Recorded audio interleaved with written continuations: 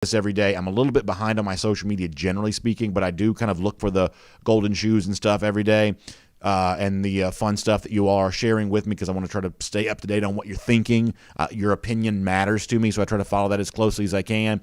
So if you send it on Facebook and I didn't see it, send it in the comment section. Just paste it in the comment section there at DawgNation.com, and almost certainly I will see it there. And Brady, I appreciate your willingness to want to do that. A few more comments here for a minute there, too. Mike Q checks in with a good morning. Good to see you. Tennille checks in. Jay Shipe checking in as per usual. Kevin Cook is here. Good to see him there. All kinds of fun stuff. By the way, some of our stuff I think is showing up on the screen there a moment ago. Let's see what else. We don't want to give away our fun too early here. Jermaine King says, what if you had a 300-pounder throwing to a 300-pounder? That'd be really fun. It's like, what if you had some of that stuff's going on over the screen. It's like, it's almost one of those things of you do one of those real big power sets. It's like, what if you ran an end around with like Davis giving it to Jalen Carter or something like that? You'd run a reverse with those guys. RX Dog talking about Johnny Utah over here. What is that, from Point Break? Is that Johnny Utah Point Break? Chadwick Ivory got the JD to NYC. Tennille does there as well. You'd love to see that. Kids on the mission field checking in there too with the idea of Jordan Davis on a dive play off tackle. Yeah, you could go William, I'm going to date myself with the reference, but William the Refrigerator Perry style, Super Bowl 20, touchdown, spike the football. That might be worth the 15 yards to get the football spike there on that. Chadwick Ivory says Jordan Davis will score a touchdown this season, but the Dogs are waiting for the right moment to showcase. I like that. That's great. Can you imagine? I think my head might explode. I mean, I literally might combust if Davis scored a touchdown against Florida. He didn't get to play in that game a year ago. I literally might just combust if Jordan Davis scored a touchdown against Florida. Coach Kirby Smart says, as long as we keep looking elite, we will not wear black jerseys. It's always nice to have the coach checking in here. Tennille says, what about info@DawgNation.com? To be completely honest with you, I barely check my own email. And so, like, that email goes somewhere else to our support staff. So the odds of a golden shoe submission coming there are not always great, because that's not an email that goes to me. That goes to DawgNation staff. How about Coach Mason says, what about JD to Darnell Washington from the Wild Dog set? If Jordan Davis threw a touchdown, then they literally should just give him the Heisman. I mean, like you know how like the Stanley Cup guys, like if you ever watch hockey, like they come to the ice, they've got like the white gloves on, very fancy. I think the claret jug's the same way. You're not allowed to touch it unless you're wearing gloves. Like they literally should just come out to the field. If Davis were to throw a touchdown, they should just come out to the field and just sort of give it to him right there in the spot. I like that. That's very good. Jay Shipe says, just give your phone number. I'll give you a wake-up call every morning. I can say that having my phone number would be the least satisfying experience of your life, because, I'm just one of these people that I'm just sort of running around trying to get it all done. I mean, like, that's what I basically spend my life doing. I'm always fascinated by people who seem to have I just don't think maybe I'm the world's most organized person or something, but, like, 90% of the phone calls I get, I don't recognize the number, so I don't really answer. And that's not to be disrespectful or rude. I just don't know who it is. And I'm always just running to get somewhere. Like when this show ends, I will literally be racing to the next thing. And I'm not any busier than anybody else's, I don't guess, but it just feels that way. I'm sure many other people feel the same way. Just running to get to everything one moment after the next. We have 4 shows today. We're going to record Go With The Flow. Got SEC Country Live, Delp tonight, and there's not a single one of them I wouldn't want to do, right? It's like I want to do all of them. But it literally just rolls from one to the next to the next to the next, which is this time of year exactly the way you want it to be, because if Georgia wasn't good and if things weren't great, then all this wouldn't really be happening. G-Dog says JD would literally be the biggest Heisman ever. That's true. I mean, think about how long the Heisman started. Think about how small Heisman Trophy winners would have been way back then. In fact, what was the first Heisman? I mean, the first Heisman was given out in 1935. Think about how small people were back then. So it's almost like, think about the evolution of the Heisman to go from, tiny guys back in the 30s to the point of Jordan Davis now. And, I mean, it's awe-inspiring to see somebody like that in person. So, yeah, I mean, they'd be the biggest ever for sure, and inconceivably big compared to what it used to be. Jermaine King says, was that the real Jeff Sentell? I literally have no idea. I don't know. I think that's a very good question. I don't know if that was the real Jeff or not, nor do I know if it's the real Kirby Smart that comments near, or the real Dan Mullen. We have a lot of aliases in our DawgNation comment section, and we don't currently have two-way authentication yet on this DawgNation comment section, so we don't really have that way to figure out if it really is or not. It'll be a mystery for us forever.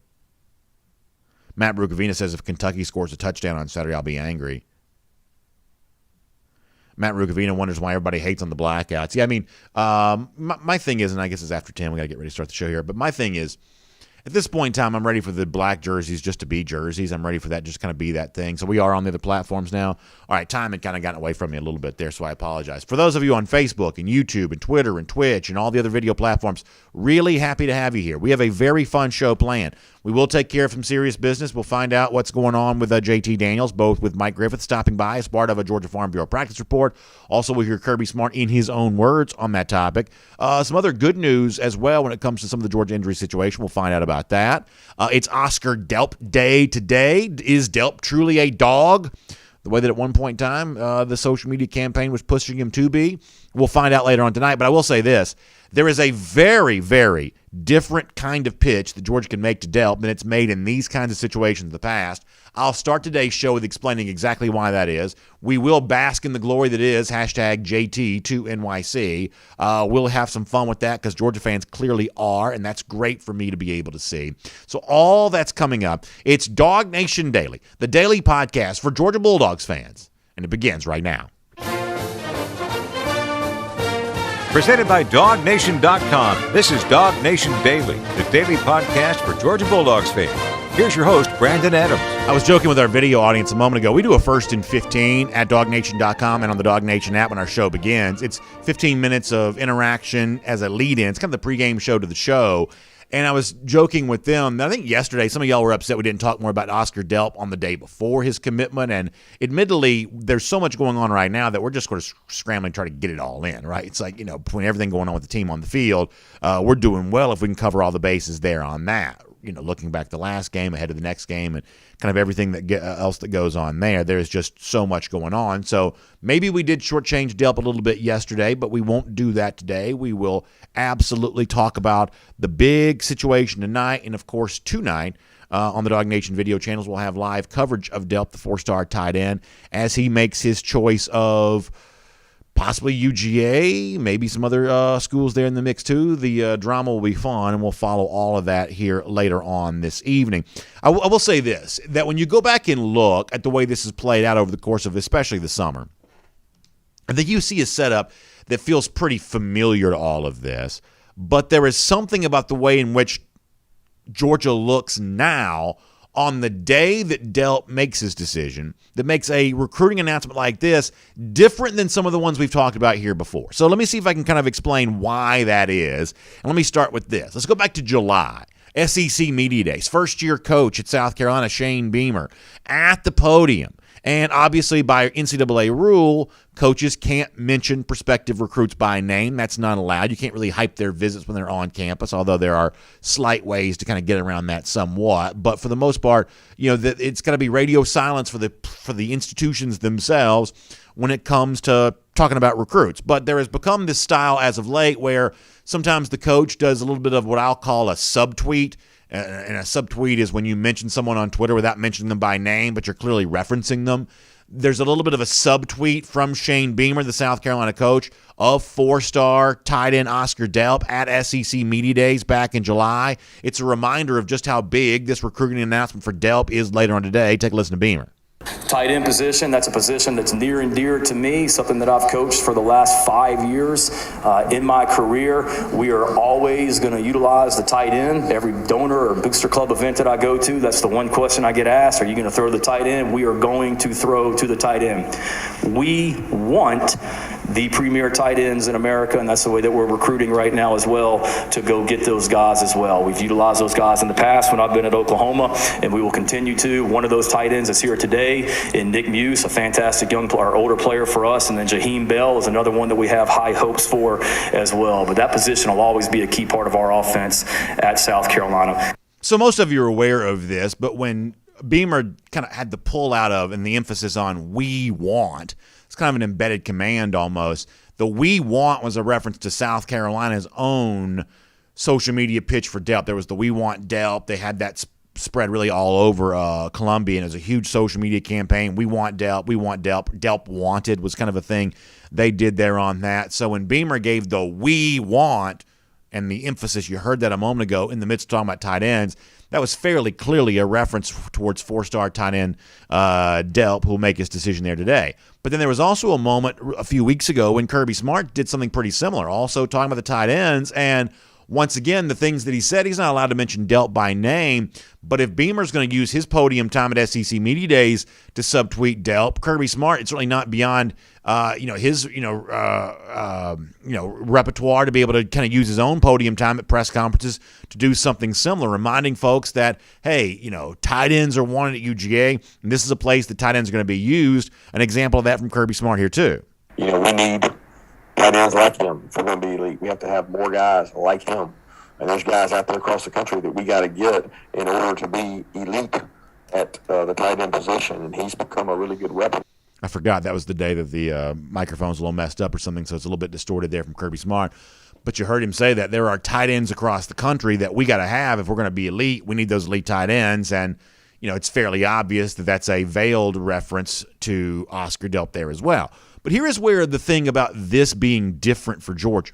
We've heard Georgia say this before, right? I mean, think about when Georgia was first pursuing the Eric Gilberts, the Darnell Washingtons. Remember Theo Johnson? We talked about him for a while there as well. Todd Hartley, the tight ends coach, has been so involved in so many of these different kinds of recruitments. But there's a little bit of an uphill putt for Georgia when it comes to some of this kind of stuff, because what it didn't really have to sell to someone like Oscar Delp were on-field tangible results. This was a Georgia offense that after the 2019 season was forced to make the pitch to elite prospects of, if we can get you, we promise we'll use you. That we're not using tight end right now because we don't have you, but if we have you, we'll use you, and then you'll be able to go out and do all these big things. In other words, it was asking a guy like a Darnell Washington or somebody like that, it was asking them to kind of buy Georgia on spec. The promise of, well, we haven't really used the tight end yet because we haven't had anybody as good as you. But once we have a tight end as good as you, then we're going to build an offense that works all the way around you. And things are just different now. And I'm not going to tell you that Georgia's the greatest offense in college football. We don't quite yet know how good Georgia's going to be over the course of the second half of the regular season and what could still be 9 more games for Georgia this year. We don't quite know yet how good Georgia's going to be. But there is obviously far more to sell at Georgia right now than there ever has been in the past. So if you're Oscar Delp on decision day, and I won't presume to know what Delp is thinking about any of this, but if it's Oscar Delp on decision day, all of a sudden you don't have to speculate about what Georgia might be if you play in there. You can look at what Brock Bowers has done this season. Caught another big ball on Saturday against Auburn after being a huge part of the offense for the first few games there at Georgia. Darnell Washington from a size standpoint doesn't really compare to anybody, but it's another example of what Georgia is doing at the tight end position. The fact that, Washington was targeted. He got a big catch, and they threw to him in the red zone. They lined him about as a wide receiver and threw to him in the red zone. And he almost came up with a big catch there as well. Suddenly, Oscar Delp's not being asked to use his imagination. He's being asked to use his deductive reasoning. He's being asked to say, well, if you're doing this with these guys, then won't they just do the same thing with me? And the answer is, I think probably yes. But this also goes beyond just the tight end position there as well.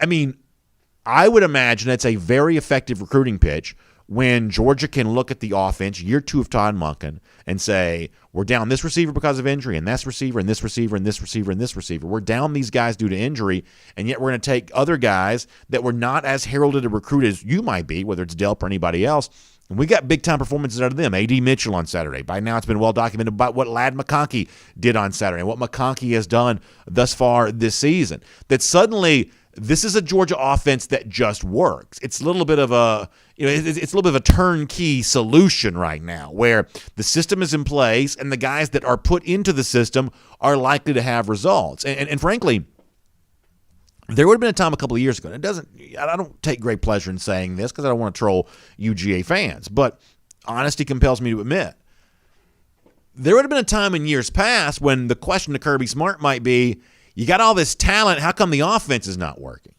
I mean, that would have been a fair question to ask, especially in 2019 when any type of production, points scored, yards gained, anything seemed like a real strain to produce any of it. And it may have been one of those things where, you got talent, but why aren't the results better? And now the opposite seems to be true. All of a sudden now, because of all the injuries that have been sustained and guys were still suffering through some of that, all of a sudden now it's you don't quite have as much talent as you thought you were going to, but how come the production is still so good? It's a totally reversed conversation around Georgia offensively than it would have been even a couple of years ago. And you got to imagine a guy like Oscar Delp notices that. In fact, Kirby Smart was essentially asked some version of that question here this week. How come you're still producing offensively even though you've had the injuries that you have? And the answer that Smart gave, I think a guy like Delp, I got to imagine he's probably listening to it. Here's Kirby.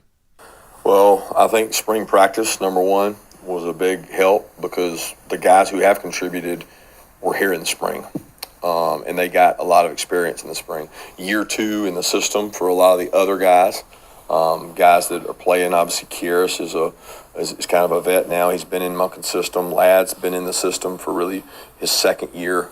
AD's been in the system for spring and fall.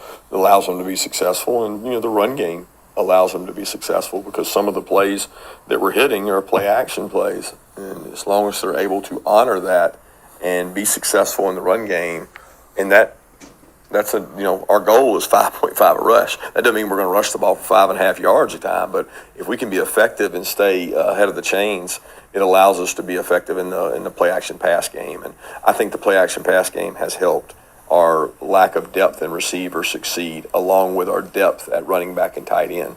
There was, 20%, 30%, 40%, I don't know what it was, snaps that we had 13 in the game the other day. So that's 3 tight ends, and fortunate we've been able to get guys back there and be a little more healthy to take some of that burden off the wide receivers. I mean, you might think the part that Delp would gravitate to is the fact they had 3 tight ends in the game. Maybe he does notice that, maybe he enjoys that, but it's really the first portion of that quote that matters to me, that for now, the Georgia offense is working the way that it's supposed to. The rushing attack is gaining those yards, which allows the team, at least in Kirby Smart's view of this, to set up the kind of play-action pass that allows wide receivers and pass-catching targets to get big catches there as well. That suddenly everybody is, to use vernacular that's been used around Georgia before, suddenly everybody's getting to eat. Tight ends are getting to eat. Wide receivers are getting to eat. It doesn't matter if they just arrived in the program, have only been here a year, or if they're only for the first time this season getting extensive playing time, that right now the offense seems to work for those who are given the chance to work in it.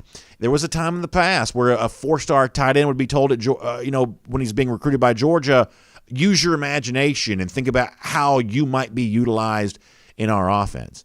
That imagination isn't quite as necessary anymore. Now you can point to actual tangible results and say, our offense is getting something out of the guys who get a chance to play. And as it gets healthier during the rest of the regular season, you may see even more results. But suddenly you don't need quite so much imagination for a guy like Oscar Delp to think about how he could be used at a place like Georgia. My name is Brandon Adams, and this is DawgNation Daily, the daily podcast for Georgia Bulldogs fans, and good to have you with us here today. No matter how you get to us, we start at 9:45 on DawgNation.com, the DawgNation app for our First and 15. Then it's Facebook, YouTube, Twitter, Twitch. After that, all kinds of video platforms at 10 a.m. Of course, a podcast, that's an on-demand audio situation. You can listen to that anytime you want to. We're on all the podcast platforms, and we're happy to be so, including right there on Apple, the Spotify, everything else, on the radio at noon, on Athens Sports Radio 960 Ref. Just really, really happy to have you with us, no matter how you get to us. We try to make as many platforms as possible, and we are so thankful that so many of you have chosen to make this a part of your routine as you get ready for the upcoming weekend and the fun season that Georgia's in the midst of. Thanks for allowing us to be a part of that here with you. And, of course, we'll try to make good use of your time here today. It's Mike Griffith coming up in just a little bit.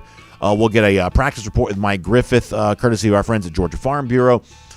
We'll get into the good injury news that maybe Georgia got a bit yesterday, the situation at quarterback, what's ongoing there with that. We'll talk about all of that with Mike. Before we're done today, we'll also get a chance to hear Kirby Smart in his own words discuss what's happening with JT Daniels right now and what he did and did not do at practice here this week. We'll do all that here coming up in just a little bit. It's a practice report with Mike Griffith presented by Georgia Farm Bureau. We'll get that there in a little bit. For now, though, for a couple of minutes before we talk to Mike, let me go around the doghouse, and it's presented today by our friends at Rooms to Go. And here's one of the things I'm going to do before the week is done. I was going to maybe try to do this today. I'm just not going to have time to.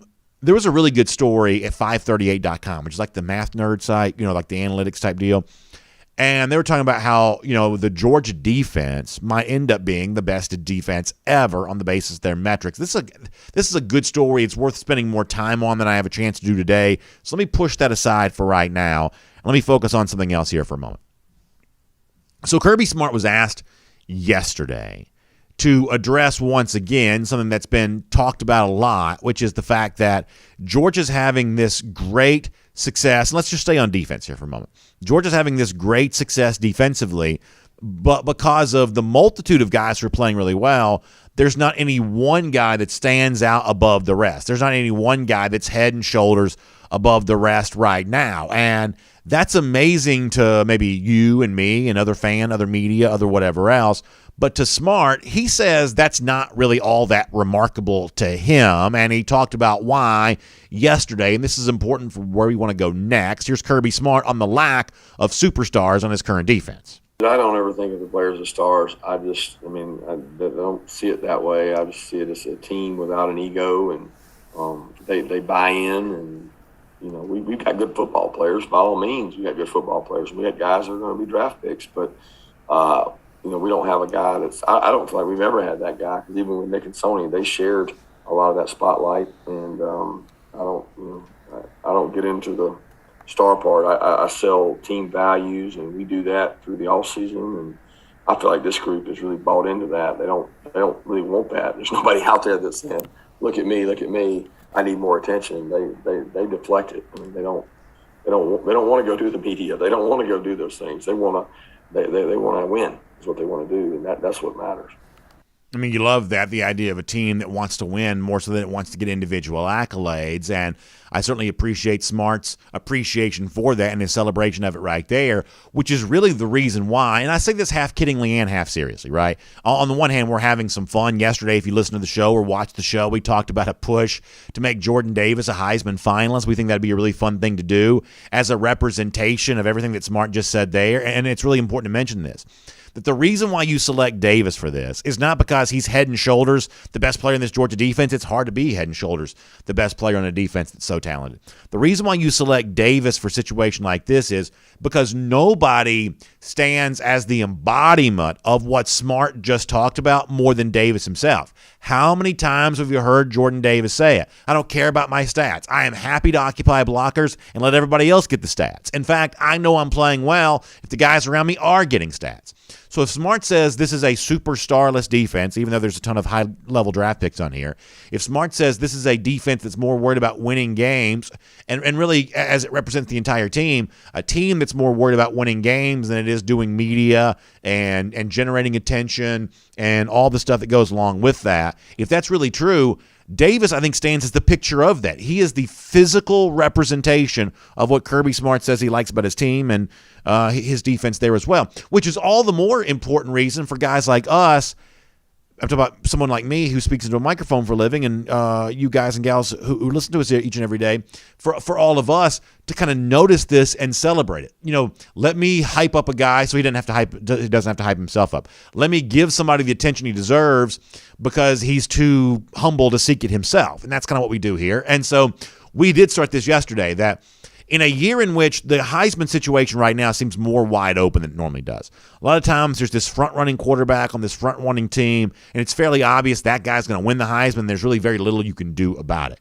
This is not really one of those kind of years. This is one of those years where the Heisman Trophy right now just seems more wide open than it's been. So all the more reason to do what needs to be done. the story of the first half of the season. There's no question about it. As I mentioned before, you've got even non-sports sites like 538, the analytics outfit. Even they've written about the Georgia defense. The story of the first half of the season has been the dominance of the Georgia defense. The reason that Georgia's ranked number 1 right now is because its defense is basically impenetrable. You can't really score on them at all. And a representative from that Georgia defense, it only seems appropriate that person would get the end-of-season nod and have a chance to be a Heisman Trophy finalist. And so that's what we said we want for Jordan Davis. We started yesterday the hashtag JD to NYC. In other words, get Davis to New York City as a Heisman finalist. And I got to tell you, stuff like this just makes me really happy. I love the way that Georgia fans have responded to all of this. So here's a part of Around the Doghouse presented by Rooms to Go. Can we just bounce through a few of these and kind of show this off? First of all, Frankie Fibonacci checks in. We talked yesterday about the idea that if Davis goes to New York, a la Herschel Walker, Uga's going with him. So Frankie Fibonacci shows off Uga here. Now, I hate to take away from Rooms to Go for a moment, but can we pull that lower third down for a moment just so you can see a little bit more? I guess you can't quite see all of the tucks there from Uga. But nonetheless, that photo from Frankie is Uga in his tux. He gives you the hashtag JD to NYC. Love that. Uga 10 going along with him would be great. How about Andrew 102385, the dude and Drew, Dude Andrew on Twitter? He gives you the hashtag JD to NYC. Appreciate the dude Andrew doing that. Let's see who else is checking here. Bark a lot gives you a nice combination. Heisman Trophy on the one side, Jordan Davis with the finger in the air on the other. Boy, Jordan Davis for Heisman, JD to NYC. Good to see Bark a lot participating there. Tim checks in. That's EBES2121 on Twitter. The country is wondering where number 99 is. This is actually a response to ESPN that put out its list of Heisman finalists on Twitter and didn't have Davis mentioned. Tim jumped all over them for that. The hashtag GetJD to NYC. Good stuff from Tim. Mike Smith checking in to say, don't forget hashtag JD to NYC for big number 99.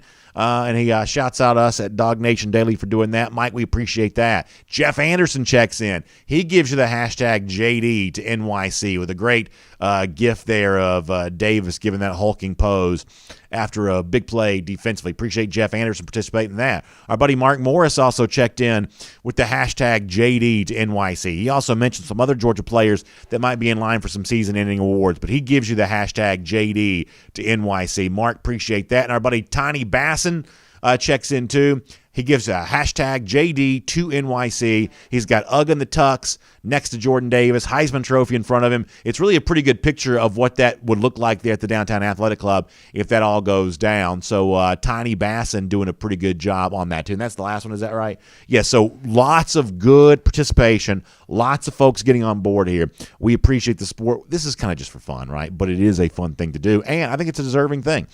Not because Davis stands head and shoulders above everybody else, although he does stand physically head and shoulders above almost everybody, but because he is the perfect representation of the team-first attitude this Georgia defense has displayed all season long. That's the kind of guy that should be in New York City. Let's get Jordan Davis to New York. Let's make him a Heisman finalist. Let's see if this social media push can actually succeed in doing just that as Davis continues to be a leader for this Georgia defense the rest of the way here. That's Around the Doghouse. It's presented today by our friends at Rooms to Go. And obviously one of the things that you love is a comfortable home. And one of the things that makes your home feel more comfortable is not just how the furniture feels, but how it looks there as well. That's where Rooms to Go steps in, because Rooms to Go can furnish an entire room for you. That's why it's called Rooms to Go. They've been famous for that for a long time. But sometimes, though, it's not the entire room that you need. Maybe it's just a piece of furniture, something to lay on, to sit on, or something just to look at that looks nice, complementing everything else that you've got going on in the room. Sometimes it's just an accent piece, whatever else. Rooms to Go can do all that for you. It's the living room, it's the dining room, it's the bedrooms, it's for your children's rooms, which is always kind of a fun thing.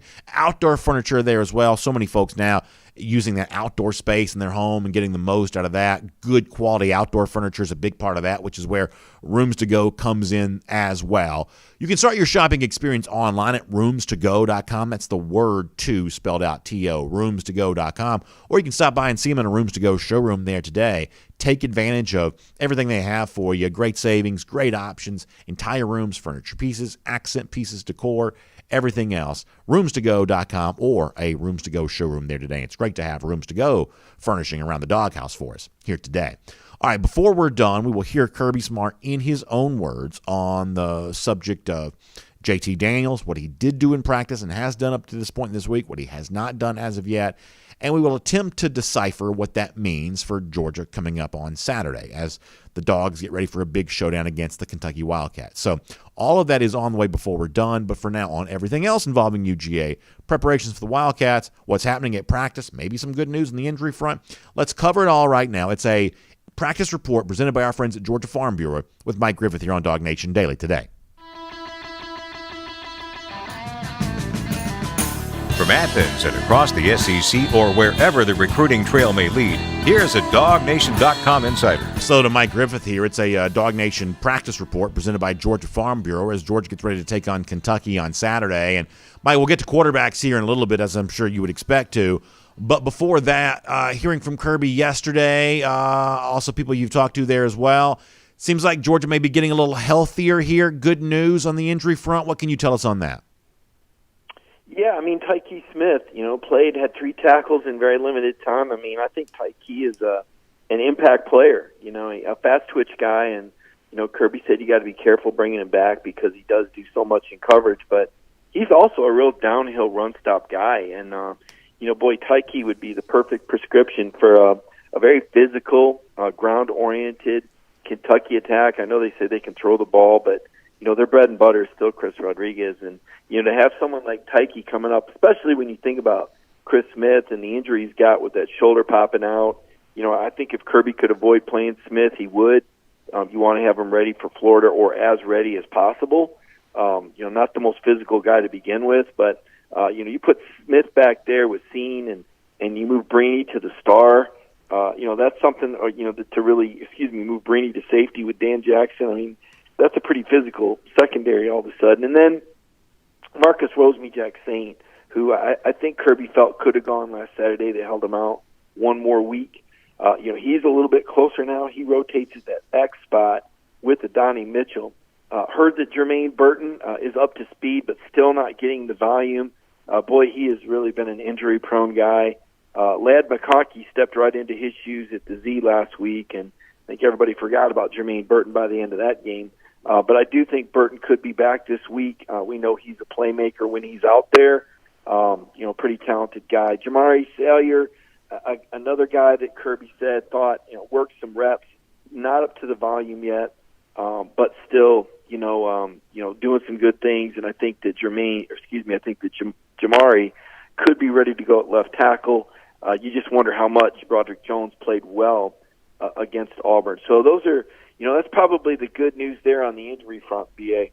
Yeah, it's kind of funny. I'm going to be careful how I say this because obviously injuries are never a good thing. But for all the bad injury luck Georgia's had, the way the injuries unfolded on Saturday, the timing of it was at least okay, right? In that, if you lose Christopher Smith at safety, all of a sudden now Tyke Smith's ready to come in and spell you at star, which allows Brini, who is cross-trained at that spot, to slide over there to safety. Had that injury happened, the injury to Smith happened a couple of weeks ago, Georgia probably would have been in a pretty big bind there, but given the fact they could bring in Smith to the star position and Brini's comfortable at safety, at least the timing-wise, that worked out okay. And maybe the same thing with Broderick Jones, too, in that, if Salyer leaves a game a couple of weeks ago, who knows if Jones is as ready to perform as he seemed to be on Saturday, just a little bit more seasoned, maybe a little bit more, game ready because of what's been going on both in games when he has been playing and obviously in practice leading up to that you're never happy to see players injured, but given the timeline for when these injuries occurred on Saturday, Georgia at least had capable guys to slide in those spots at both safety and at left tackle. Yeah, complete opposite of last year when all the injuries happened, right before the Florida game. And, I've said it before, the schedule and when you play teams has so much to do with how things worked out. And, the SEC office dealt Georgia just a horrible schedule last year with that stretch of physical games leading into Florida. And then, Florida, with the 2 missed was off 2 out of the 3 weeks before they played Georgia. I mean, it was a perfect storm. I don't think that's going to happen this year. So the schedule has fallen really favorably for Georgia with the exception of the Clemson game. Obviously, when Georgia played Clemson, I don't think anybody realized that Clemson's offense wasn't really it's not the same Clemson offense now, by the way. They've lost several players and players on defense. It's not the same Clemson team. But that was a tough game. That was a tough opener. But other than that, Georgia has caught teams at exactly the right time, coming off emotional highs. Kentucky now down a couple D linemen. This isn't the same Kentucky. Their number 2 receiver is out. This is not a Kentucky team that poses much of a threat, in my opinion.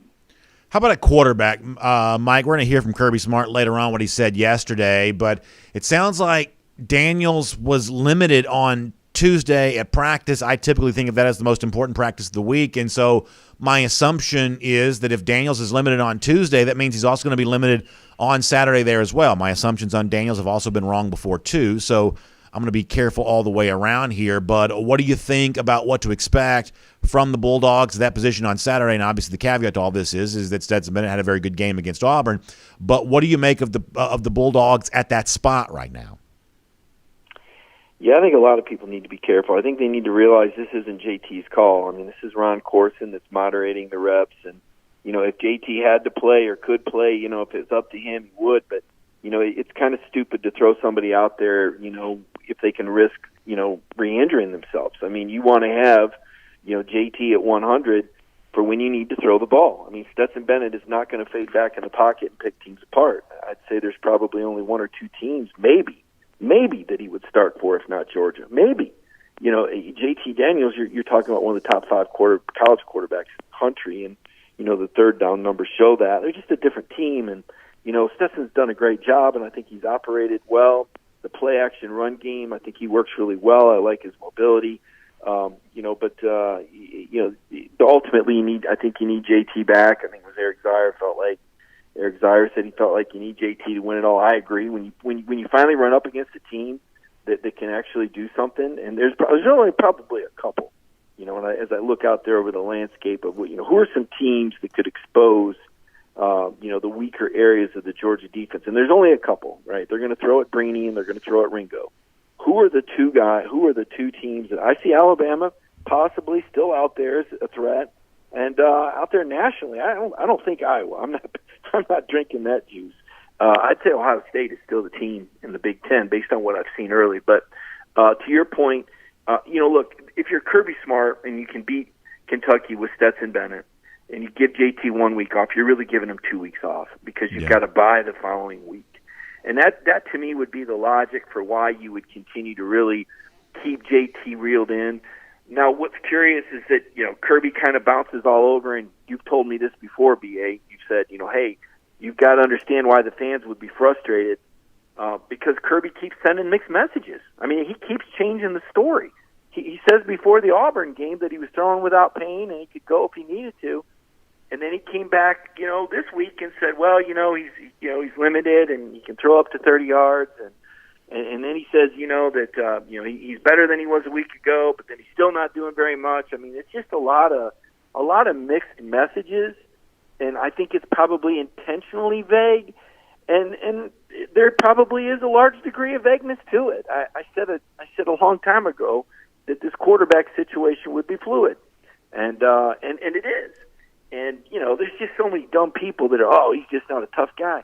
I mean, I don't know if they missed the last 4 games of the year, but JT Daniels got his ass kicked last year. I mean, he got beat up at Mississippi State. He got hit hard against Missouri. Cincinnati was in his grill all day. This isn't a toughness issue. This is an injury issue. And it's like a pitcher trying to throw with a strain. I mean, these guys are throwing fastballs. And you're trying to throw a ball 50, 60 yards downfield, you can't have the hand on the hot stove effect. It doesn't work. It's not like a lineman, playing through pain. It's the quarterback. It's a finesse position. It's especially when we're talking about a quarterback like JT, whose game is accuracy, marksmanship. So I don't think it's, number one, I don't think it's JT's decision. I think he's being managed by Ron Corson. Number two, if you can rest the guy and you've got a capable guy in there, it's like Kenny McIntosh. His hamstring was tight last week. Well, it wasn't pulled; it was just tight. So you sit him, you say it's fine. We got three other running backs. Kirby's got to try to manage this roster because you look at the injury report, BA. You got 18 guys that range between probable and out for the season. So I want to get in the weeds on this for a moment, and I don't mean to be tedious, but I do think it matters that. in the situation with Daniels, like, I'm not quite so sure how vague this has been the last few weeks. My understanding is, and some of this is actually based on your own reporting, Mike, that Daniels has been limited at practice for at least the last 3 weeks. Now, who knows, what it was before that, but for at least the last 3 weeks, Daniels has been limited at practice. And as far as this being a Georgia decision led by Ryan Corson or a Daniels decision on his own, maybe this is a semantic thing one way or another, but Smart has said that when it comes to this lat injury, or maybe even the oblique injury that was the initial thing here, that it does come down to a pain tolerance issue. So they're asking him, my assumption is, this is where I'm adding my own assumptions into this. They're asking him, when he's throwing, are you able to throw without pain? And I totally agree with you that if you're not able to make all the throws that a JT Daniels would typically make, then you're not really JT Daniels anymore, and it's probably best to rest until you can be that guy you've been before. You got to be able to deliver the football. That's what makes JT Daniels. But ultimately, it is his comfort level with this injury and being able to deliver the football that's determining how much he's going during the week, which would then determine how much he plays on Saturday, right? No, what Kirby said last night was he's on a pitch count. So basically what he's saying is they're going to control how many, like he said Monday, he threw 30 or 40 passes. That's controlled by Ron Corson. How many throws do you make? And then the next day they say, is there any pain? Is there any swelling or is there any pain? He said the good news is the last couple of days there hasn't been any. But he's still been on this pitch count. And it has to do with the length and the velocity of the throws that they're managing. And they're working their way up. The last thing you want to do is, have a heavy bullpen rotation and go, oh my gosh, we just, he's re-injured again, another 3 weeks of rest, right? So they're kind of inching this along. I mean, this is a championship season. If you're Kirby Smart, you've got to manage this quarterback room perfect. I mean, you really do. The last thing you want to see is Stetson Bennett against Alabama and lose a shootout in the SEC championship game because JT Daniels was rushed back too soon.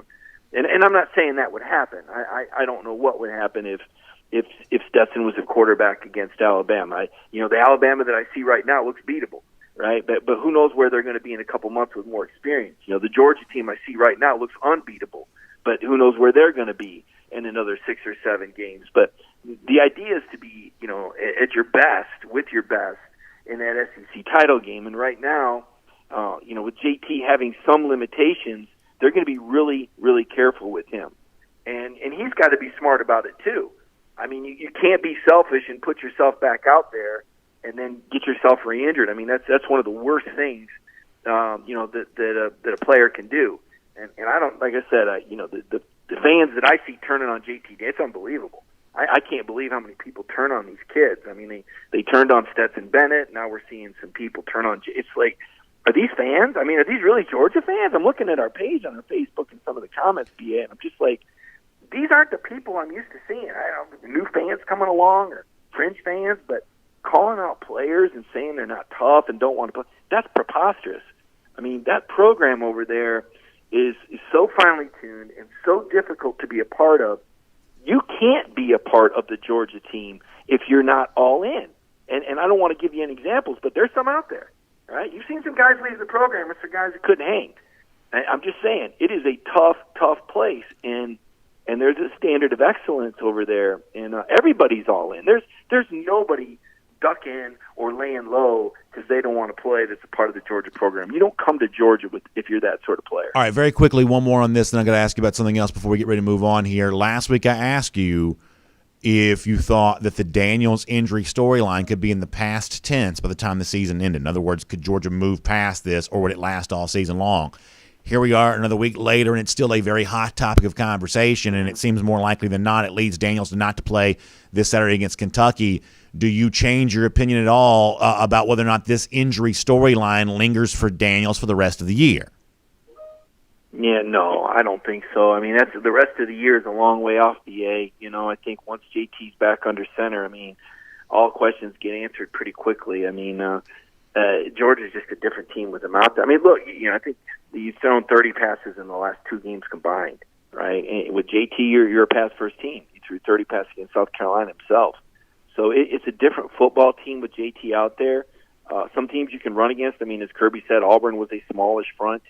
They were able to run the ball on Auburn. He said he believes Kentucky's going to be a little bit more of a challenge. I don't know. Kentucky's missing their two best defensive linemen, so I've got some questions about that. It kind of looks like a toothless bunch of Wildcats to me. Like I said, missing it. They got one guy that's caught more than 10 passes. One. So you're not going to get to Georgia's weak spot in the secondary with only one receiver. This quarterback had huge turnover issues at the start of the year. Leopard don't change spots, right? Had a couple good games. He doesn't know what he's in for with that Sanford Stadium noise in this defensive front. I mean, they're going to absolutely destroy and wreck Kentucky. Offensively, I don't know what they're going to do, but they'll do enough. You score 17. We saw it last year. We saw this act last year. They won 14-3. I think Stetson threw 2 picks last year. It was a bloody game. It was a physical game, but you beat Kentucky last year without having a really good game offensively.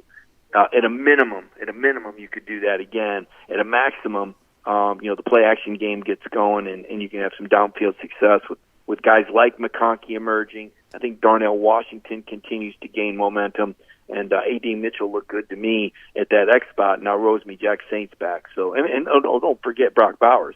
I mean, I guarantee you that Todd Monken hasn't. So, to me, this looks like a pretty easy win. And to your question, I do think it'll get solved before the end of the year.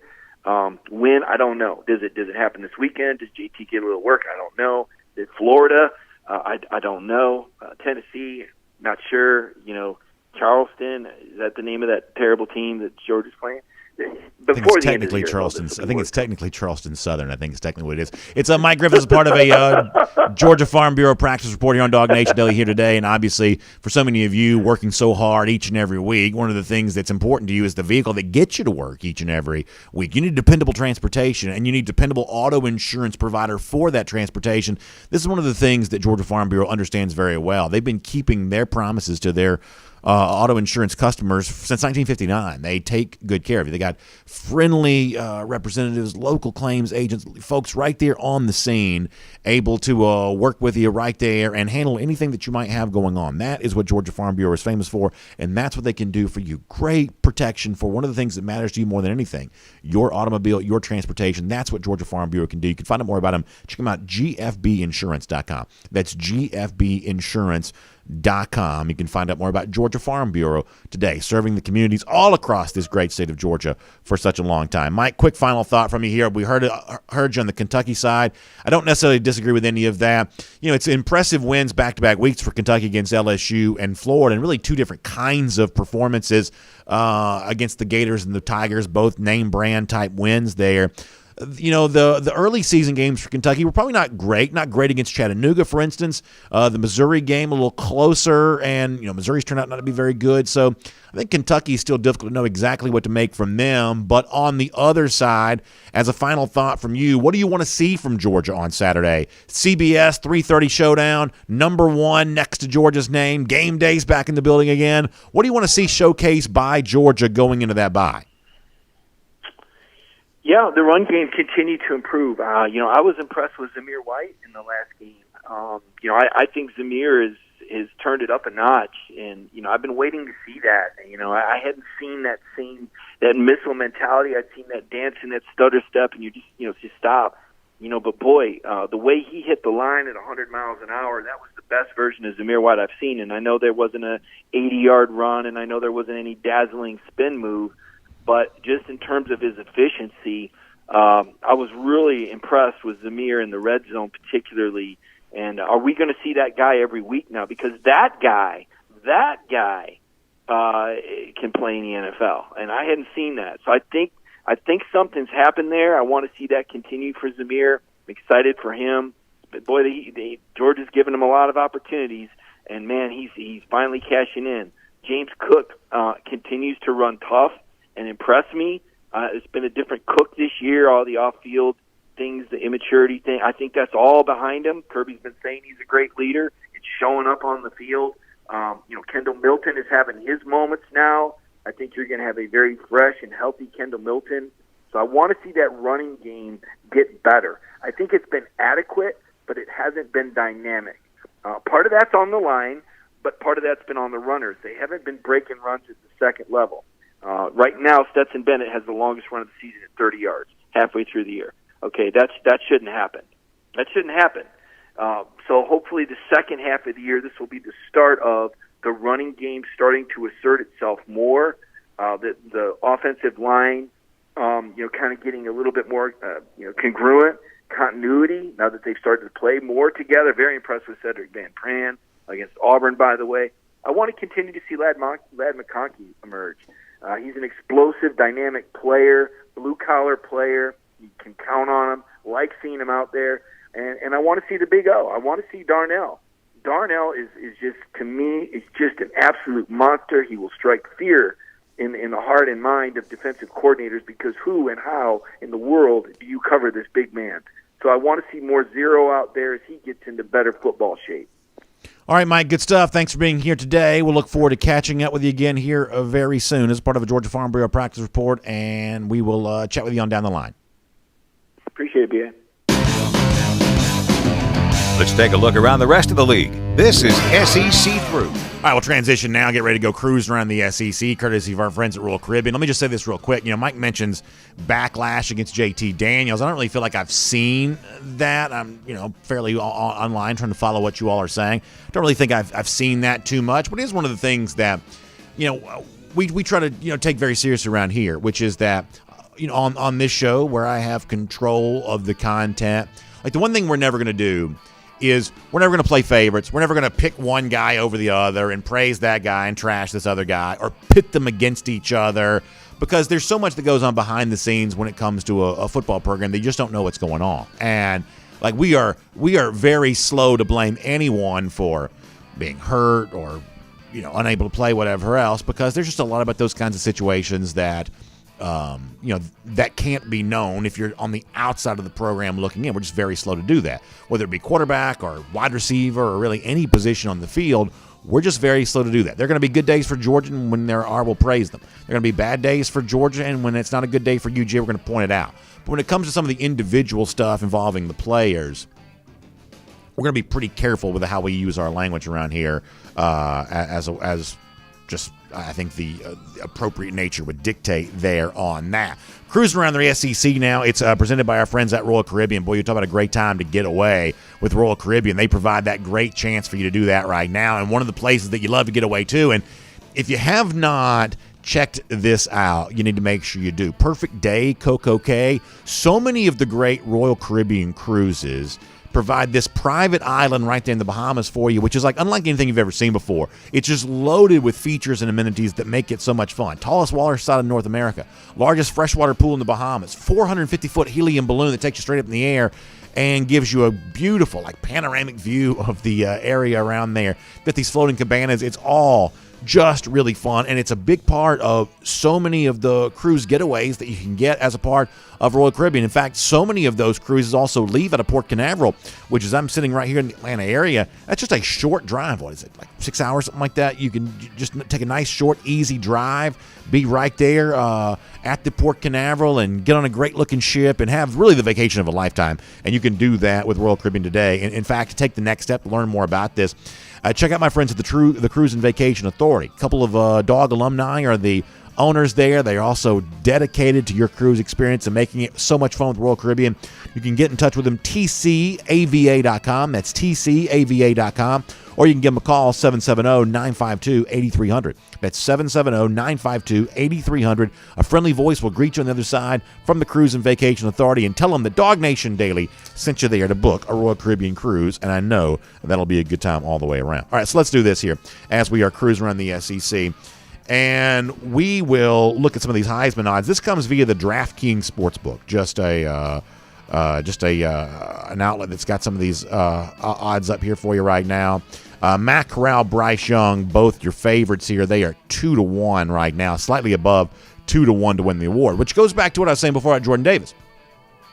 If all you got to beat is Bryce Young, who I would say by Alabama quarterback standards is having a pretty nondescript season, and Matt Corral, who's already been on a team that's lost and I would say is going to lose again before the season's done, if those are your clear favorites right now, that's an opportunity that exists. And in the case of Bryce Young, even though we're getting late into the Heisman process by then, that's a chance for this Georgia defense to actually best Bryce Young to get that. Wouldn't it be appropriate if Young is the favorite right now and Georgia gets the win against Young in December, that one of the Georgia defense players that helped shut him down getting the nod there? Wouldn't that seem to be somewhat somewhat appropriate to have that play out? Sounds like it would to me. A couple of your other guys here. C.J. Stroud is at 9-1 right now. Desmond Ridder, the Cincinnati quarterback, he's at 16-1. Bijan Robinson, the Texas running back, is 18-1. Travion Henderson, the Ohio State running back, which is actually a fairly interesting play right now at 35-1 for Henderson, the Ohio State running back. So Brian Robinson, the Alabama running back, at 60-1. You got Spencer Rattler at 75-1. I'm not even sure he's the Oklahoma starting quarterback anymore. And if you're interested, Zamir White's at 100-1 right now.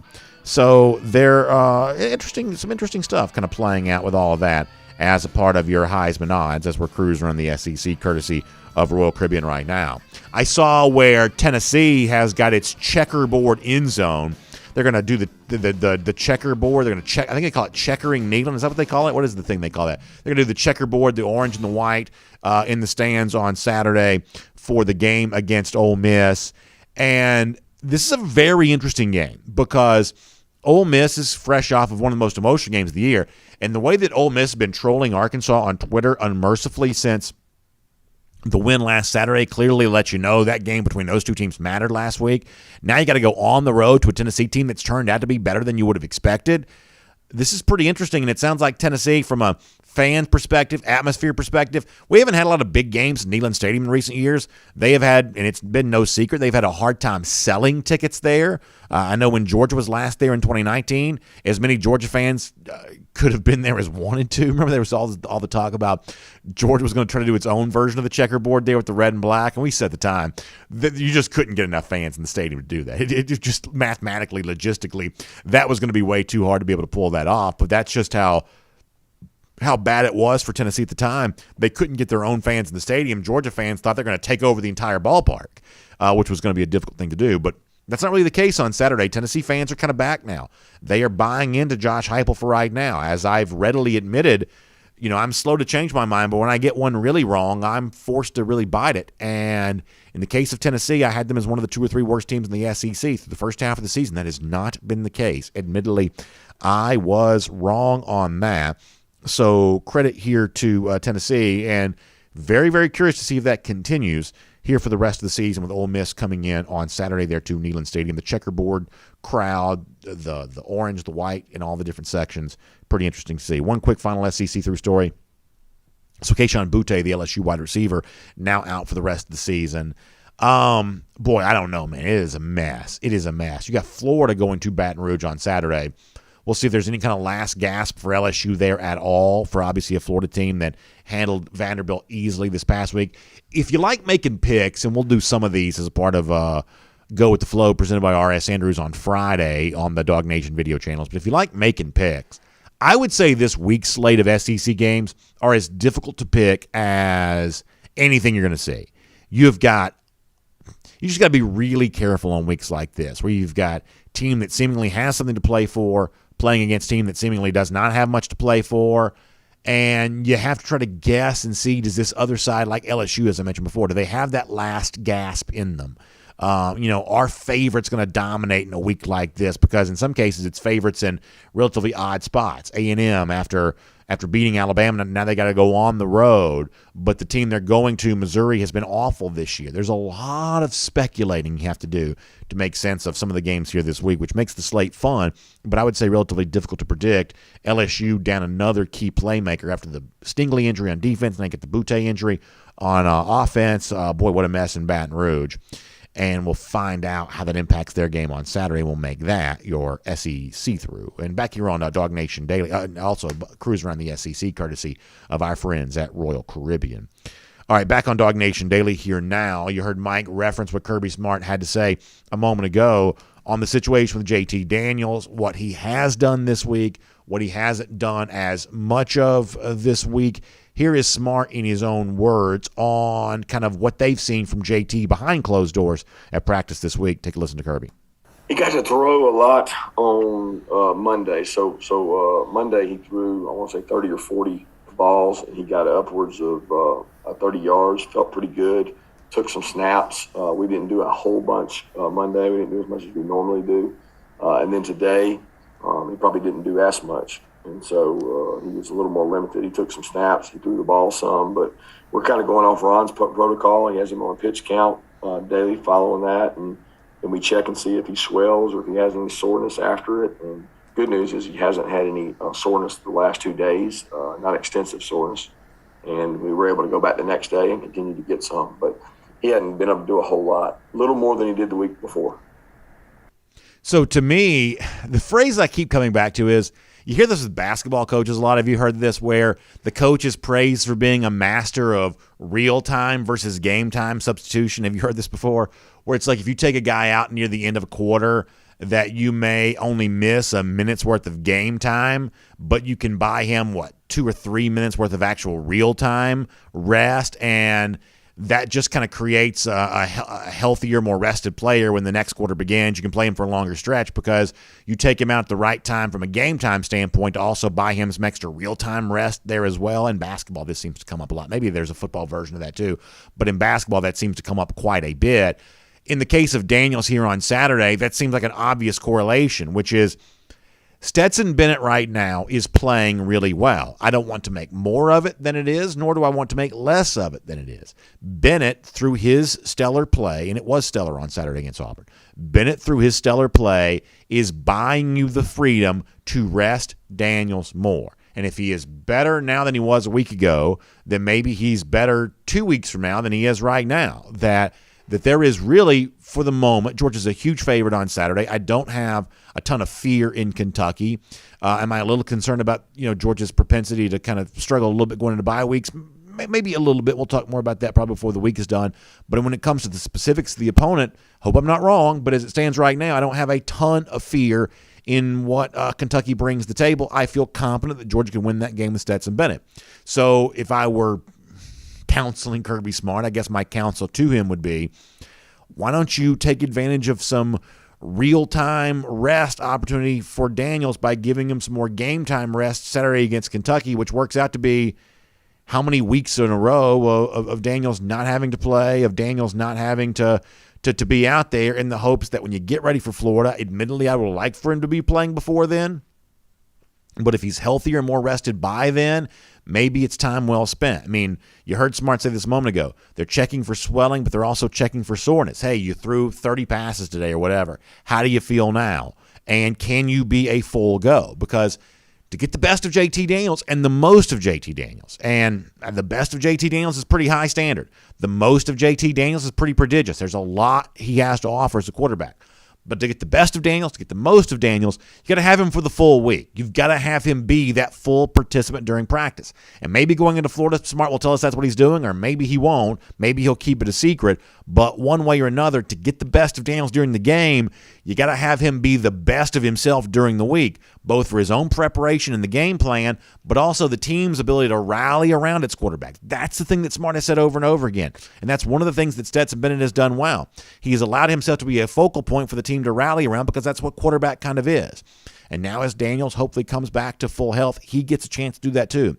But I think based on the totality of everything that Smart said, it starts during practice, that Daniels has the chance to do that, maybe going into the future here, pain-free, able to make all the throws, and able to be that full participant in practice. I would say and assume that's probably a pretty important part of this as Daniels works through what I know has been a frustrating situation for him. One more quick final word here from our friends at the Finnish Long Drink. Obviously, great time of year. I mean, the weather's just been so nice, and I love fall. And when you're outside in the fall, or when you're just hanging out, front porch, back patio, or even inside, this time of year, the Finnish Long Drink goes well with that. I've told you before, I've had people tell me that when I say this, they thought I was saying the lawn drink, like L-A-W-N, but it's long, L-O-N-G, the Finnish Long Drink. It's delicious.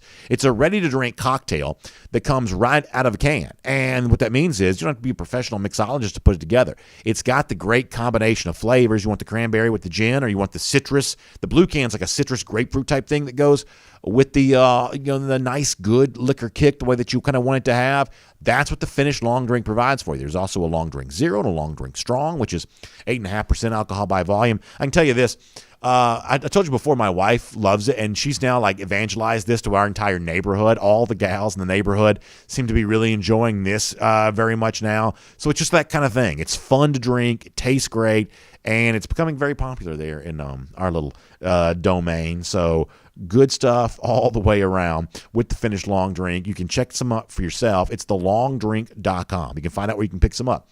Golf course near you, bar near you, restaurant near you, beverage store, whatever else. Thelongdrink.com. You can find out a lot more about that today. So a very specific message as a part of our golden shoe for today. Typically the golden shoe is our Gator Hater roll call, where we make fun of the Florida Gators. We love doing that, and you better believe there'll be a lot of that coming up starting next week as we roll for 2 weeks into the cocktail party.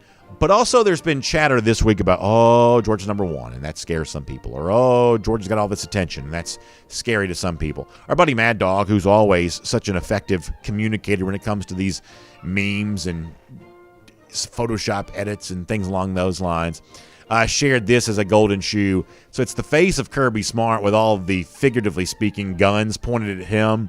And that's what it kind of feels like, right? When you're on top, as Mad Dog says, everybody's gunning for you. But you can see in the face of Smart right there, he's very comfortable in that spotlight, very comfortable with that bullseye on his back. And I think Georgia fans should take Smart's lead on all of that. By the way, speaking of the lousy, stinking Gators, how about a Gator Hater countdown? 17 days from right now. We'll see you tomorrow on DawgNation Daily. Talk to you then, everybody.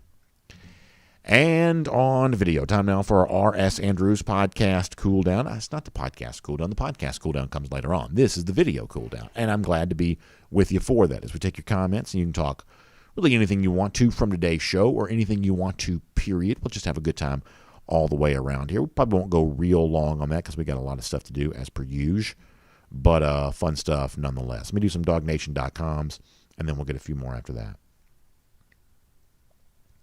Charlie says you get to see Jordan Davis live this Saturday. Yeah, listen, not every week you get to see a Heisman finalist in person. But he says, I also think Nolan Smith's going to have a huge game. Yeah, I think Nolan could be big for the Dogs on Saturday there as well. Coach Kirby Smart on the comment section, feeling hurt by all those guns being pointed at him. I think Kirby Smart's pretty comfortable in that environment. Of course, when we say guns, we mean figuratively speaking, of course, for cancel culture, PC police. But Mike Hughes says, I'm more nervous about Kentucky than Arkansas. However, I still feel like we take care of business on Saturday, 41-10. You're talking about a comment that kind of takes a little bit of a turn. He says, I'm nervous about Kentucky more so than I was against Arkansas, but I feel like we win 41-10. Like, this is what a Georgia fan's level of nervousness is kind of approached and kind of arrived at. And I'm going to do this. I've been kind of previewing with some of y'all what we do on the show in the days to come. Like, one of the things I am going to focus on, because I do feel like, as I said before, I do this show from the perspective of someone who wants Georgia to win its games. And so when I'm watching the game, I'm really not watching it all that different than you are.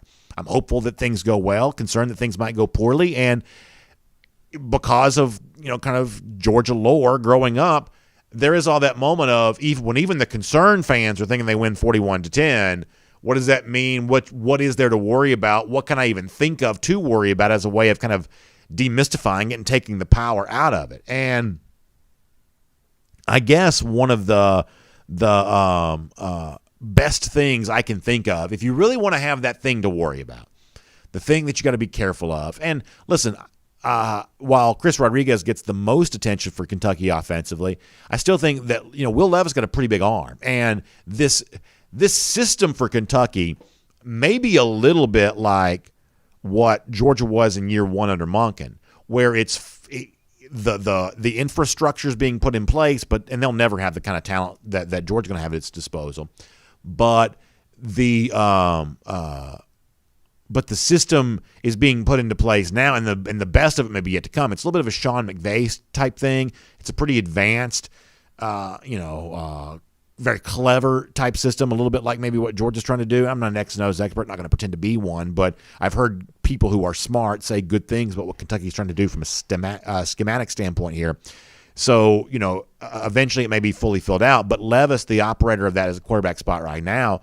He does have the big arm. He can make the deep throw, and I think that Georgia's always going to be somewhat vulnerable to the potential of that in the way that all defenses kind of are. That if you don't have a chance to I mean, it's kind of like playing the roulette wheel if you go to like Vegas or one of these places, that you're not going to break the house on red and black, right? You're just not going to do that. So you might as well, put your chips down on the 25-1 shot, because that's the best chance that you have of, and listen, I'm not even saying you should do that, but I'm saying just theoretically, you're just not going to break the house playing red and black on a roulette wheel. You're just not going to do that.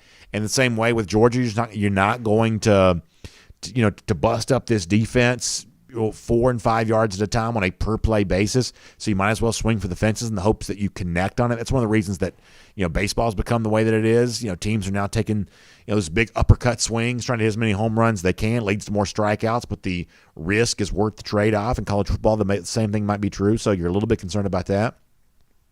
But beyond that, I would say for Kentucky, my biggest concern of all is, and we'll do the numbers in this in the days to come, that Georgia has not always been great in that final game going into a bye. And a lot of times there are in sports there are things that seem similar that aren't actually connected. I think that one of the mistakes that sometimes the sports media world makes is a tendency to want to create a narrative thread between seemingly similar events that may or may not be connected. That's one of the just one of the errors that gets made by sports media quite a bit. And so some of Georgia's issues going into bye weeks may not be connected, but it is something that has shown up a few times. If you want to think about actual losses, or if you want to think about worse than expected by comparison to this point spread, things like that, I think those results are probably worth paying attention to. Big Dog Brock asks a very fair question. He says, can you get to the live DawgNation comments during the postgame show? Yes, that is absolutely something we need to do. And we'll figure that out for Saturday. And I apologize, we haven't done that before. Big Dog Brock, that's a very fair question and a very fair thing to ask. Johnny Rick says, so he lives in West Georgia, and he says, you got to go into the ball fields there on Sunday for some games. And because in that West Georgia area, that Georgia-Auburn rivalry is still a very big deal and very important. He says, listen to those 8- and 9-year-old kids talk that trash back and forth to each other after that game is really fun. That's good stuff. I am happy to see the kids having a good time on that. And for all of you Georgia fans that live in enemy territory, which West Georgia in some respects kind of is, for all of you who are over there doing that, I am glad you got the team on your side right now, because I know it makes those days a lot easier to enjoy. Hold on. There you go. On YouTube, Robert Barnes says Kentucky's going to be tough. They'll be fired up to have a chance to take the lead in the East and being the number one team in their house. We'll see if our dogs are listening to the outside noise. Yeah, I'm not worried about, Georgia on the topic of outside noise, but we have, and we mentioned this yesterday a little bit, that for Kentucky, there are some players, because what is this, 2021, that's 2019, 18, you have guys who were like true freshmen in 2018, or maybe guys who just kind of maybe have some super seniors, things like that, who were in the program back in 2018 that remember when Kentucky had a similar situation, controlling their own destiny, Georgia in Commonwealth Stadium, Kroger Field that day, matchup of highly ranked teams. I still think this is one of the best wins of the Kirby Smart era that doesn't really get the attention it probably deserves. That win at Kentucky there that day, dominant as it was, and for Kentucky, it's a huge disappointment. And this is one of those stories that you see in the SEC a lot, where a team wins the games to make the game feel big. Saturday feels partially big because of Kentucky. If Georgia's playing Missouri on Saturday, game day can't come. You can't sell the idea of being at Georgia. You may not have anywhere else you really want to go, but you can't really sell game day back at Georgia if the opponent on the other side is 2 or 3 loss Missouri. You just can't do that. But if you've got undefeated Kentucky, who just beat LSU and beat Florida the week before that, and controls its destiny in the East, if you've got Mark Stoops showing up as a potential candidate for some of these other coaching jobs, if he wants to take that, or staying and continue to build something there in Lexington, all of a sudden you can sell the game a little easier. It's easier to put it at 3:30 on CBS. You heard Brad Nessler on yesterday's show talking about what Kentucky brings to the table on Saturday. And you better believe that if you're CBS, you're checking those credentials. Are we going to get stuck with a bad game? Because 3:30, is a tough spot to be in a TV window if the opponent that you brought in to play Georgia is not playing all that well. So Kentucky is good enough to make this feel like a good game. And we've seen this before in the SEC, where you win the games to make the game feel big, but then being good enough to win the big game becomes a much more difficult needle to thread. By the way, Fishing with Tiny Bass, who was great a moment ago, And Fishin, thanks so much for sharing that. He says thank you to us for sharing his work, but I'm fishing with Tiny Bass. I'm happy to have you participating in that. That was really fun. Memphis Dog says having a second college game day doesn't hurt recruiting. You were 100% right about that. Foster Moss says, I have a bold prediction. What about Ole Miss versus Georgia in the SEC championship? I believe Auburn will beat Alabama. He says HBTFD and JT too, and he gives you the Statue of Liberty. I mean, I think all of that is really, really fun to think about. Really fun to think about. Jacob Phillips says Kentucky's injured at defensive tackle. A couple of guys down, so you think we run Zeus and crew between the tackles more? I mean, I definitely think Georgia wants to make this rushing attack be a big part of what they want to do. And, even with injuries, this is a Kentucky group that's typically known for being pretty physical. So I would say that's still going to be a challenge, even if they're somewhat shorthanded. Kirby's Visor says Georgia recruiting at an elite level annually has hurt Bama from getting all the best defensive players, and they're showing a drop-off on the field. It's an interesting point, Kirby's Visor, and we talked about this on the show yesterday. Matt Hayes, the veteran reporter and writer, had written about this, that when you look at the Alabama defensive struggles as of late, Kirby Smart probably takes some of the blame for that because he's no longer there. He's not running that defensive scheme. They've had a hard time replacing him. Jeremy Pruitt was certainly an effective replacement, but in the aftermath of that, it's Tosh Lapoy and it's Pete Golding, the kinds of guys that Alabama fans haven't had too much kind language for. And most importantly, as you said before, players that would have likely been at Alabama. Think about Nolan Smith, or think about some of these guys that would have likely been at Alabama. If not for Kirby Smart, they are at Georgia instead, and that creates a big problem there in Tuscaloosa because the kind of talent they used to hoard is now being prevented from getting there. And they're still getting their guys. They got Will Anderson out of the state of Georgia, and Anderson's a sensational player. But still. So Gordon, yes, we will be on for Oscar Delp later on this evening. So back on the DawgNation video channels later on this evening, probably a little bit after 6:30 for all that here today. P. Rich says us running the ball and trying to kill the clock against Kentucky last year led to a lot of injuries. Hopefully we open it up and just not take the eye out of the ball. Yeah, I got to tell you, that Kentucky-Georgia game last year was one of the worst I've been to, man. And listen, I'm always grateful to be at a game, and especially last year in a pandemic year, so thankful to be there. We're going to talk about, oh my gosh, you're talking about the worst. That was just the worst. Just the worst. I always, my least favorite post-game shows to do are the ones in which Georgia wins but doesn't really play particularly well. And every now and then it's also one of those games where Georgia just doesn't really have to do very much to win. People are always just so unsatisfied with that. And there's just so little you can say, right? And, I mean, it was a pretty generic, just kind of a flaccid performance from Georgia last year against Kentucky. And it was just a tough, like this season has been so much more fun to watch, so much more enjoyable, so much more entertaining than even some of the wins were in previous years, that Kentucky game probably included. Let's see what else. I haven't done Facebook yet. Let me pop over to Facebook. I did start with Facebook yesterday, so hopefully they feel the love. And then after that, we got to get ready to go. On Facebook, Scott Gentry says the offensive line needs to open up holes for the running game Saturday, and secondary is going to minimize those big plays. Yeah, that to me is the recipe. What Scott just said, that's it. Offensive line, big day. Secondary, big day. Easy win. Get you a week off next week. That's all you got to do right there. That's it. Kathy Weaver Fuel. I apologize for my word choice. Robert A. Smith says, what concerns me about Kentucky is more Georgia injuries.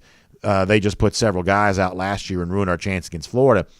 Yeah, I mean, look, I mean, injuries are it's very difficult to control for injuries. And that's one of the things that I just have a very low tolerance for, like injury blame game. I have a very low tolerance for that. You had this guy on special teams, and then he got hurt. As Georgia's shown you over and over again, you want your 11 best guys on special teams. There's really never a moment on the field you don't want the 11 best players available to you on that field. That's just the way that it goes. And so, I mean, you can go back and check us over the years. Not only do we, for the most part, kind of disregard the blame game for Georgia injuries, we on SEC Country Live, I mean, I remember years ago I came to Gus Malzahn's defense when some of the Auburn media was ripping him for some string of defensive backs that got hurt. We've done that with Alabama, one of its linebackers, even though Nick Saban eventually used that as his own talking point in what I thought was a pretty low, underhanded way. For the most part, we just really believe that injuries can't really be controlled. And so I get the idea of the attitude that is 100% something I'm in agreement with is that going into this last Saturday before the bye week, you want to come out of it healthy. I mean, the real goal is to finish this Saturday feeling like you are healthier now than you were on September 4th when you played Clemson. And maybe Georgia is, and maybe they're not. I think it's still probably too early to tell. But we knew injuries were a big part of the discussion prior to the start of the season. Now, after Saturday, you'll be 7 games in, and hopefully 7-0. Hopefully 7-0 on that. And are you also, from a net composite standpoint, healthier than you were then? I think that'll be certainly a very important question. Josh Brock says, hope we win big for sure. Appreciate Josh checking in on that. Marcus Chafin says, how about 38-3 on Saturday? Most of the scoring done in the first half. This is much like the Arkansas game. Oh, boy, that'd be fun. Epic Robinson talking about JT Daniels. Yeah, I mean, as I said before, I mean, when I listen closely to what Kirby Smart is saying, what I'm hearing are two things. What I'm hearing is, and listen, different people can have different interpretations, but I'm hearing that they are being careful with Daniels, but they are using their questions to Daniels as part of their guide on all this. That they're asking him about, are they seeing any soreness? I'm sorry, are they seeing any swelling? Is he feeling any soreness? The only way you can know that is it's the same when you go to the hospital. What is your level of pain on a scale of 1 to 10 or whatever else they ask you on that? That some of what's coming up here is Daniel's answers to their questions, and based on what the feedback he gives them, the visual feedback they see based on some sort of swelling or something like that, then they're coming up with a practice plan for him there that next day. But eventually Daniels is going to say, yeah, I feel great. Boy, I'm fresh as a daisy. At that point in time, they'll say, great, now you're able to come out here and practice all week long. And then at that point in time, my assumption is that JT Daniels returns to being the starting quarterback there for Georgia. That's kind of my assumption on that. Reggie Walker checking in today. Good to see him here. Mary Saudi checking in. Good to see Marie as well. Dante Rivers says injuries are big with any football program. I think we're just very strict on players not playing through injuries. That may be the case. And, Georgia's also in one of those situations where,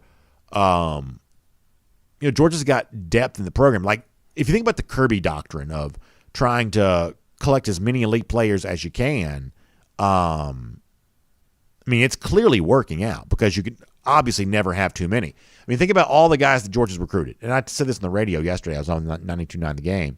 That not only does Georgia have more defensive guys rotating in and out almost anybody in the country right now, almost all of which playing at a high level. Jermaine Johnson's best, he's maybe Florida State's best player. That's the guy who was at Georgia. Otis Reese may be Ole Miss best defensive player. That's a Georgia guy. Tyreek Stevenson of Miami, you can make a case for him. Brenton Cox at Florida, you can make a case for him. That Georgia's also populating the rest of the country with defensive players too. It's really pretty remarkable. And yet, with all the recruiting success Georgia's had, they kind of have just enough because of injuries. And to the idea that maybe Georgia's more conservative about who to play and who not to play, here's the one thing that may be just more true to place like Georgia. I don't know if this is true. I'm just speculating here for a moment. That when it comes to a guy on the field, we've said before that 100% of a B player is better than 80% of an A player. That if you're the starter, you're by definition the A player. But if you're only at like 80% of your top-end performance, then you're probably less valuable to your team at that point in time than a 100% healthy backup, especially at a place like Georgia. Because here's the one thing that this is the reason why like a lot of the gambling people sometimes don't quantify injuries very aggressively in college football. Because like one of the things that's hard to measure, like you can measure the value of a guy not playing, especially at quarterbacks. There's kind of a point value associated with that. But one of the things you can't quite get a full measurement of is when a player plays, but he doesn't really play very much. or he doesn't really play at his top end level of effectiveness. As I said before, if you think a player's hurt, he probably is. Even if he's out there on the field, he may not be playing like himself. Think about Darnell Washington last week compared to Darnell Washington the first week. Now, I guess he was praised for being a pretty good blocker there that day, and that's fine. But they didn't throw to him, so Washington's on the field, but he's not really someone they felt comfortable using in that role. Yeah, you were led to believe, and I think the same thing is true for a lot of potentially injured players for Georgia. That you don't have to go through the theatrics of, well, he's hurt, but we're going to put him out there anyway to be a decoy or something like that, because at a place like Georgia, you do have capable backups. That it truly is a situation of 100% healthy version of Georgia's number 2 at a position is almost always going to be more valuable than the partially healthy expected starter. All right, last trip through the comment section all the way around. Reggie Walker says X Factor on Saturdays, Adam Anderson. I think that's a pretty good name to mention right there. Robert Barnes says if JT says he's good to go, they're going to make him prove it for 2 days in a row before he gets to start. Yeah, that might be a way to say that, but it's also one of those things that, how you practice matters, right? And so both in terms of the tangible, being ready to play in the game and comfortable with the game plan that's being installed, but also as that focal point for the rest of the team, because, you're asking everybody to go out and really lay it out on the line right now, and you got to have your quarterback be the embodiment of that, which is what JT Daniels, I think, has been for Georgia and will be again. But that's where a lot of this becomes really important. Thomas Van Sant on the subject of the cornerback spot. Obviously, Darian Kendrick's been doing some good things for Georgia over there so far this season.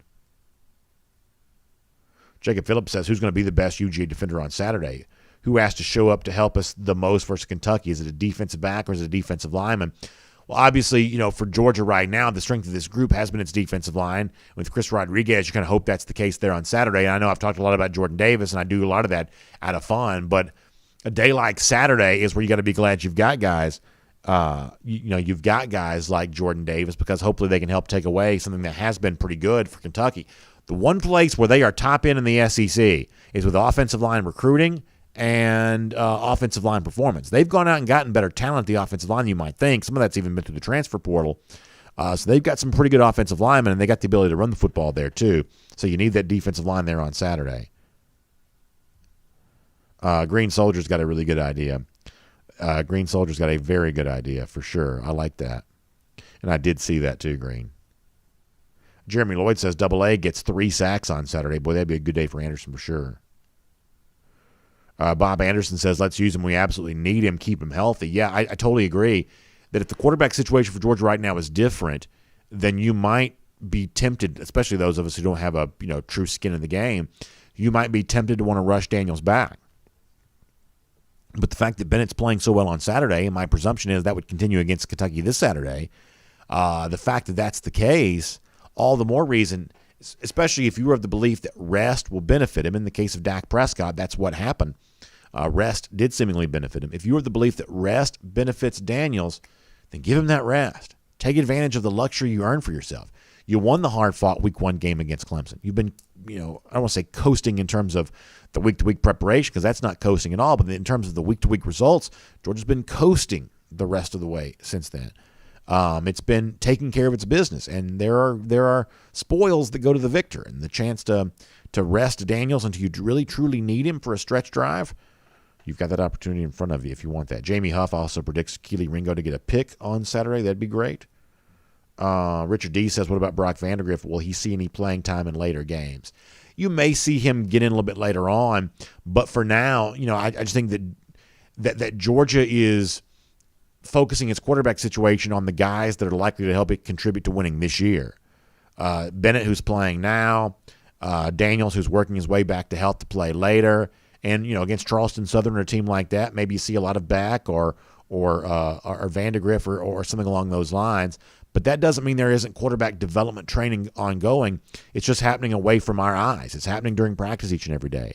It's happening in the independent work that these quarterbacks are putting in. And I think that both guys have the potential to plenty be ready to start by the time you get to that 2022 season.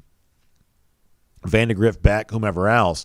But right now, Georgia's not going to do a lot of in-game stuff for those guys who are future options at quarterback and not the current option. So I wish I could take more comments. We got to run for right now. Thanks for being here as part of our R.S. Andrews podcast, Cool Down today. Of course, R.S. Andrews, the one you turn to for your air conditioning, heating, plumbing, electric needs. They show up on time. They do the work that's promised for the price that's promised. That is what R.S. Andrews can do for you today.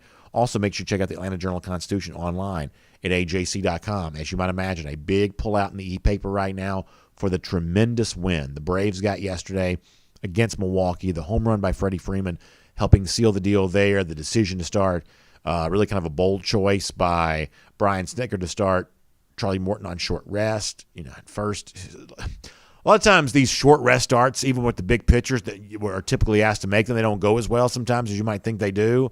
And for a while, it seemed like it was going to be a little touch and go for the Braves yesterday, but it all works out very well at the end. And boy, Freddie Freeman, what an interesting time for him to hit a home run, just given the fact that he's dealing with a new contract discussion, and a lot of it's being talked about there with that. Mark Bradley's got an interesting column up there on that at ajc.com there as well. Fans get a chance to be in the National League Championship Series this year. Tickets are available, and you can find out more about that at Atlanta Journal-Constitution, and continue to watch how it plays out with L.A. and San Francisco to find out what's going to be going down for the National League Championship Series, which I believe begins on Saturday. Am I right about that? Saturday for the NLCS. So good stuff all the way around. Atlanta Journal-Constitution, ajc.com. You can check that out today. And we'll see you back here tomorrow for more of DawgNation Daily. Have a great day. We'll talk to you then, everybody.